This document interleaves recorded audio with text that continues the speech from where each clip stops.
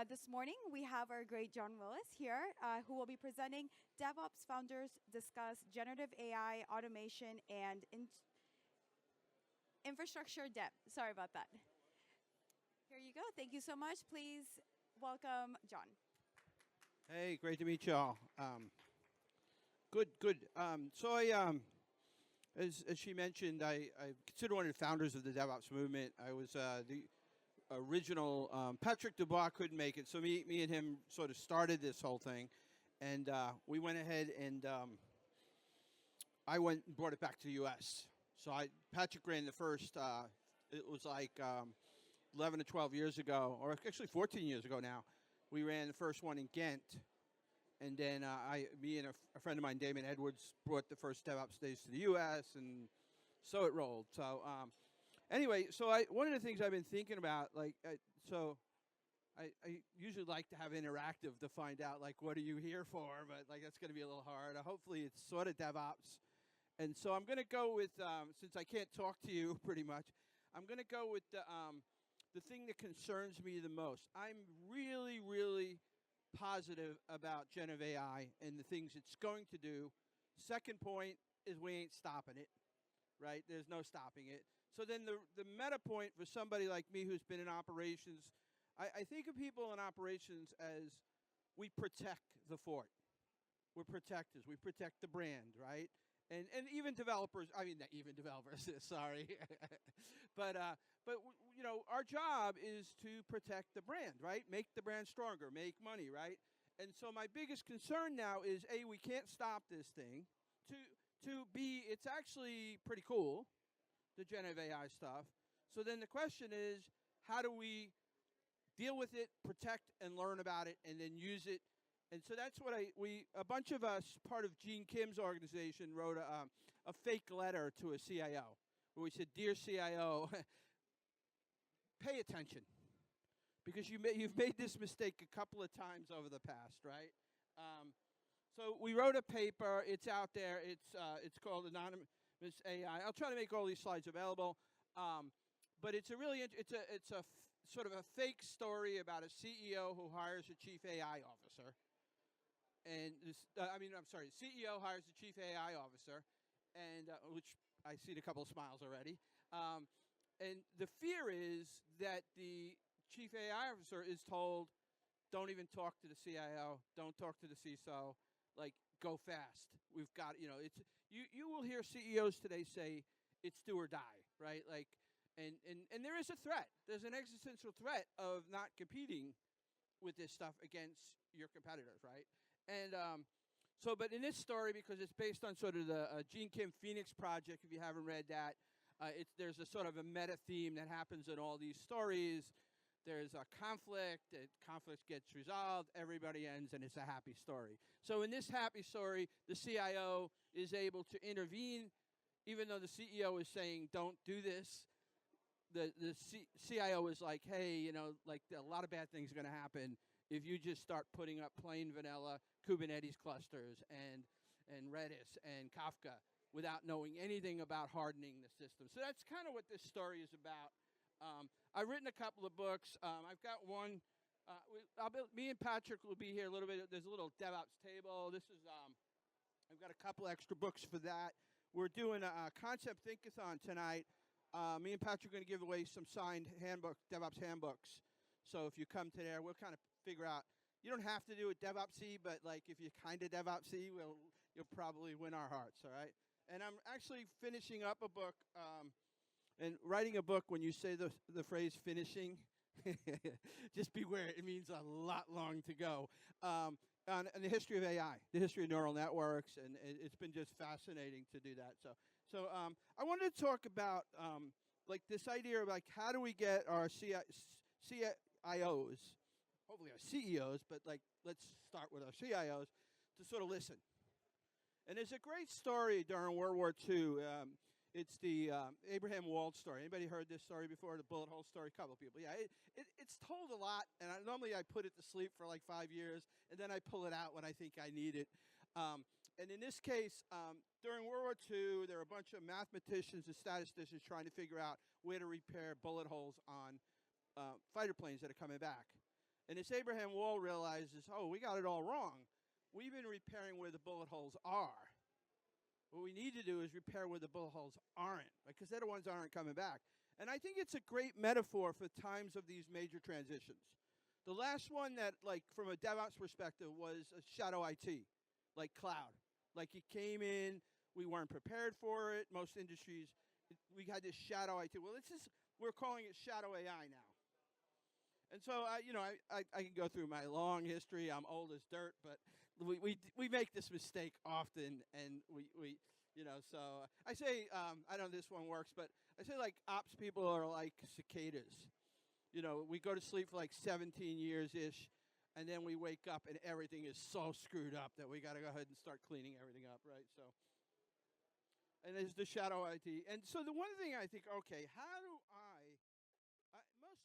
I'm an evangelist.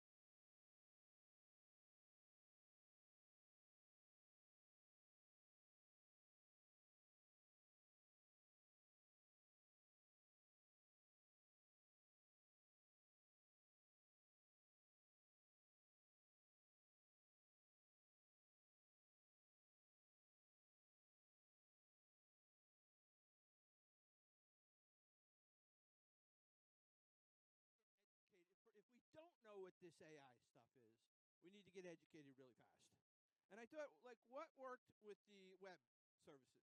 The LAMP stack, right? And now I think there's an opportunity here to, at least from a perspective, start understanding what are the things that sort of are part of these things. So if your HR group is bringing in a co-pilot or sort of a thing, what are these things? How do we ask questions about them? What are they? What is this AI thing? It looks like a Python notebook to me, right? But so I started playing around with this idea. There are language model orchestration. That's your lang chains, your llama index, your haystack. You can go down the list.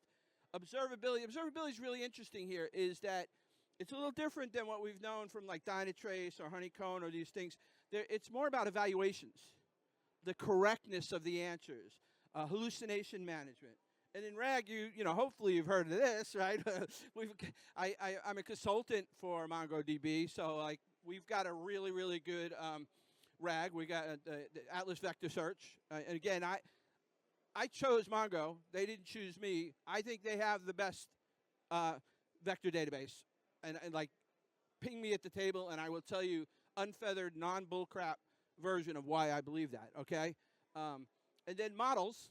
Right, so the models are a big part of like, and the reason I'm talking about this is like, I want people who report to the CIO who are trusted. So when the CIO says to them, "Hey, HR or this business unit's bringing in this Gen AI or this Copilot," I want our group to be able to ask, "Well, are they using LangChain? What version? Are they have an evaluation software?" I don't want a company like yours to have 30 vector databases in a year from now and 2,000 models, right? Unfeathered with no control, no source control, nothing, right? So I want to narrow in so you can have these conversations like, can you just use these two vector databases? If you need a third, come to us, we'll figure it out. But this is what we do in SRE. And by the way, site reliability engineering should be part of this. They should be asking questions like, and I saw this at Gene Kim's ETLS about a month ago. Adobe is already putting in these like, these are the things we want you to be able to use in our stack. And if you have an argument for something, then but the default should be, in their case, it was LangChain and MongoDB Atlas Vector Search, and they had a list, right? And you need to do that. And so there's a technical debt tsunami coming, because the order of magnitude. I've done some napkin math on this. If you had, in cloud days, right? Let's say that you had a 100,000 person organization. Probably worst case, shadow IT was 5%. Because it was all a developer paradigm, right? In other words, to use the Amazon cloud in the early days, you actually had to write code to call an API. So you're talking less than 5,000 people, and look at the spread. I have friends of mine who report to CIOs and CIOs who say, we're still cleaning up credit cards. from the cloud era, right? Well, this is, I started playing. I started playing with the numbers, and I said, well, what would it look like in a 100,000 person organization,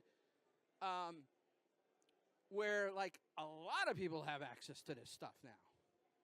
ChatGPT creates code, right? So, and I guessed it was 70%, 70,000 people. So now you're already 3 orders of magnitude of complexity of what shadow IT was. And then earlier this year, Microsoft and LinkedIn did a study, and basically they confirmed my numbers. In fact, the one number there is I can see it here, is 78% of AI users are BYO AI, bring your own AI. I mean, that's got it. And there's another meta point in case I run out of time. I'll come back to this. Let me go to here first. I don't want to miss this. The thing I want you to tell you, CIO, is if you look, and this is just Bedrock. I just picked an image that could prove my point. I like Bedrock. I think it's a pretty cool tool. They're all pretty good. Google's Vertex is awesome. Again, you want to know more about what I think about the tools I'm working with, come see me. But the point of this slide is not to say that, like, go use Bedrock, which you can if you want to. It is that if you look at that slide, dear CIO, probably 85% of that has nothing to do with AI, right? And whether it's provided by Amazon or it's built by you, it's Kafka, it's Redis, it's Kubernetes, it's a lot of tools. It's and then like, oh my God, you should see some of the scaffolding people are using to move data around, right? Like MySQL to MongoDB to Redis back to MongoDB. Like, it's pretty ugly. Like, that's what is growing in your Petri dish right now, right? And so when you think it's just AI and you think, hey, chief AI officer, go and don't listen to anybody and go build, they're building the 10 to 15%. And what they're doing is they're just slapping in default infrastructure of all the things that most of the people, in this room know very well and would never just install a plain vanilla Kubernetes and run it in production in a customer-facing business app. Well, by the way, the Wiz people did some interesting research. They did some white hat hacking where some of the models have bytecode in it, like there's a sort of pickle, which is part of a Python library. And what they did is they put some poisoned models out there on Hugging Face. And here's what happened. And they white hat hackers do this for good, right? So they attacked their own vulnerability. They ran their model. They escaped out of the model immediately. Guess what they found is a plain vanilla Kubernetes cluster. They escaped out of the Kubernetes cluster, and guess where Hugging Face is running? On Amazon. Guess what they were on within less than a couple of minutes? They were literally on a shared customer host on Amazon. Lickety split, right? This is, dear CIO, beware. I just did a King Arthur thing with my son, right? And there are dragons. There are dragons out here. Again, you're not stopping them. We have to get clear about how we need to manage these things. And by the way, when we wrote that paper as part of Gene, that's a fictitious, autonomous, fictional AI story, right? I found this paper written back in like 2015. And this is fascinating. Because this is, Google went through the same thing your bank or your, 10 years ago. And they wrote this incredible paper on how they were dealing with technical debt with AI, with machine learning, ML, right?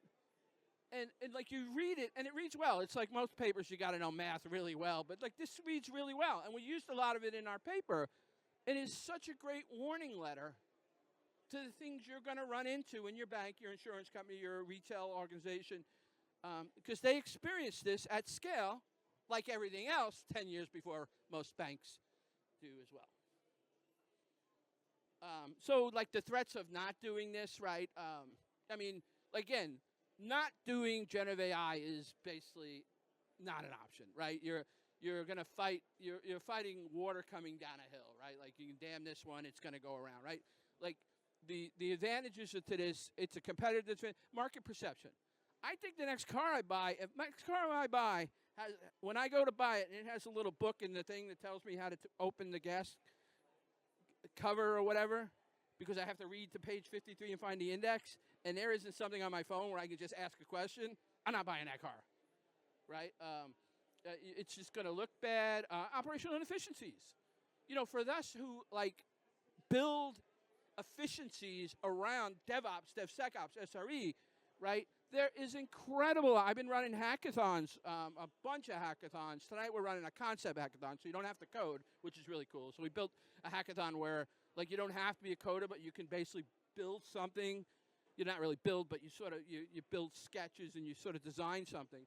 But the hackathons, the stuff we're actually doing is incredible, like incident management, automation for deployments. Anything you can think of can be built in a day. In fact, there was just something the other day. I got like 4 minutes. I'm going. There was just something the other day that the new Google Notebook. Before I even got a chance to try it, apparently some team of people went and wrote a replica of it in a couple of days. I mean, that's the world we live in. You know, the threat stuff across the board. Anyway, I did want to save a couple of minutes for questions, and again, I'll be around if you want to. I like to talk. I like to talk because I learn when I talk. When people ask me questions, I always say I learn more than I answer. Oh yeah, me and Patrick are running a workshop. We're going to be keep our eyes open for that. Anyway, that's my book. Yeah. I know we only a couple minutes, and it was a lot that I covered, but and again, I love to have a conversation with any of you. I love talking about this stuff. I love hearing your problems. Any questions? That's scary. No.